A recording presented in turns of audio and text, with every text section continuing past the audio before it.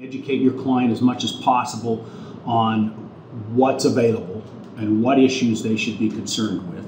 A lot of people don't even know that they have a risk as far as long-term care, short-term care, home care, nursing care is concerned. They don't know that. You need to bring that up.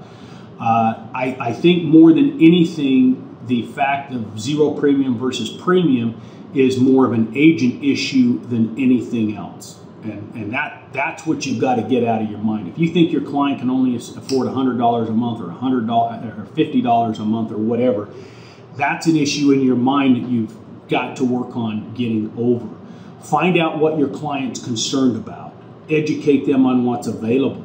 Show them 2 or 3 different options. They usually know what is affordable to them. And you'll find that people in many cases can spend more than you might think they can. Explain to my client that it's my job to inform them and it's their job to say yes or no.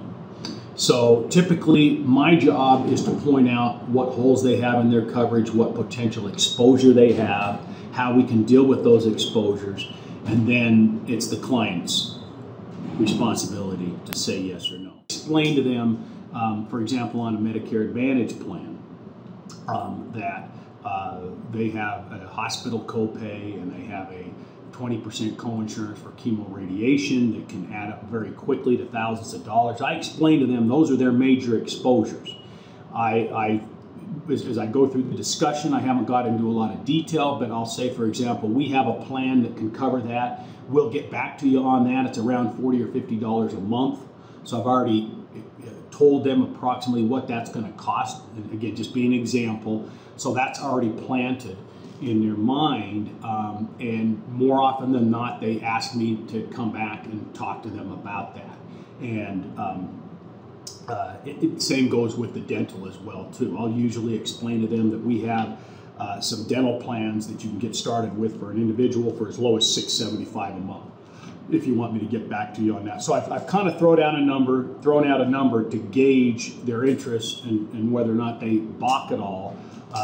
More often than not, they're apt to want to get coverage, and affordability is not really an issue. And so, again, there's a lot you can incorporate, and that's what we're here for, is to help you incorporate those phrases and those sentences, and you're throwing that in along the way. But agents absolutely need to get over the fact that their clients don't want to spend any money, because they're going to spend money if it's going to be the right thing for them. And that's not for you to decide, that's for them to decide. Give them all the options. And so I'm more often surprised that, when I tell my clients we can cover all their co-pays for $50 a month, or we can get them a short-term care plan for about $80 to $100 a month. More often than that, I hear, is that all? And so if we go in with a preconceived notion we don't want them to spend any money, or thus we don't give them the full picture and explain all their exposures, we're not really doing the best job for them. That's the way I feel. We have an obligation to present everything to our clients as much as we can.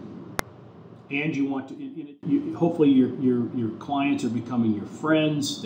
You're a trusted advisor to them as time goes along.